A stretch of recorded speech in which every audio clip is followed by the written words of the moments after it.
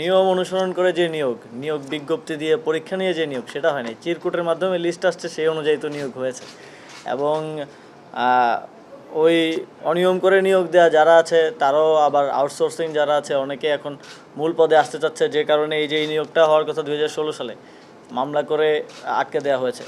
এবং এবারও যখন আমরা নিয়োগ বিজ্ঞপ্তি, আপনারা জানেন যে সরকারের একটা সিদ্ধান্ত আছে যে শূন্য পদগুলোতে নিয়োগ দেওয়া হবে, যাতে করে আমাদের বেকারত্ব সমস্যা কিছুটা হলেও লাঘব করা যায়।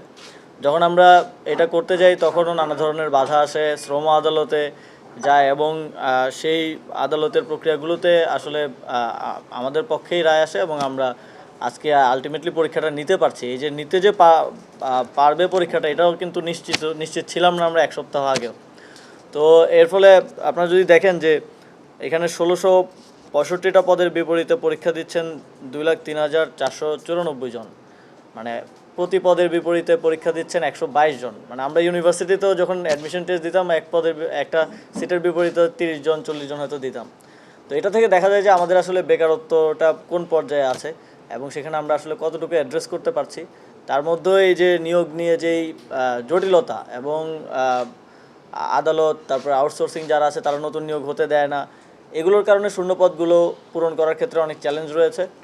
আমাদের স্থানীয় সরকার পল্লী উন্নয়ন সমবায় মন্ত্রণালয়ে প্রায় 60,000 শূন্যপদ আছে এবং এর মধ্যে অধিকাংশই আপনারা জানেন যে পৌরসভা, সিটি কর্পোরেশনের মতো স্বায়ত্তশাসিত প্রতিষ্ঠানগুলোর, সেগুলোতে আমরা চাপ দিতে পারি না।